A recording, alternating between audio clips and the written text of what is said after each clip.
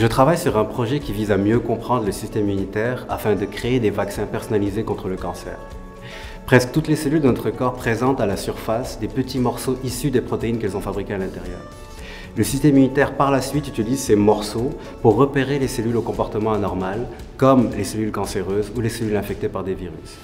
Donc si on était capable de savoir quelle partie des protéines serait présentée à la surface, nous pourrions alors élaborer des vaccins personnalisés qui dirigeraient le système immunitaire vers les tumeurs ou les cellules infectées.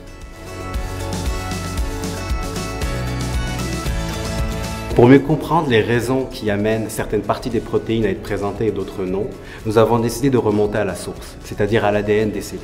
Nous avons récolté des dizaines de milliers de séquences d'ADN. J'ai par la suite analysé ces séquences d'ADN en utilisant des réseaux de neurones artificiels que j'ai entraînés à repérer les séquences d'ADN en lien avec les parties des protéines présentées.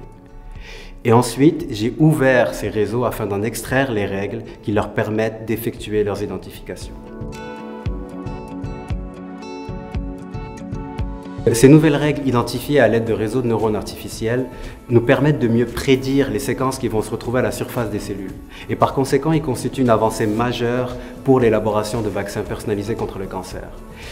Ils constituent aussi une avancée importante en biologie fondamentale puisqu'ils pourraient aussi nous permettre de comprendre comment certains virus ou cancers arrivent à passer sous le radar du système immunitaire et aussi peut-être l'origine de certaines maladies auto-immunes. J'aimerais voir plus de ponts se créer entre les sciences biomédicales et l'apprentissage machine.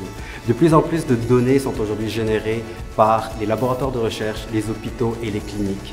Analyser ces données demande des connaissances très approfondies à la fois en apprentissage machine et en biologie. D'où mon souhait de voir ces domaines arriver à une meilleure compréhension mutuelle. Je pense que ceci pourra avoir un impact positif majeur à la fois en biologie fondamentale et pour l'élaboration de nouvelles thérapies cliniques.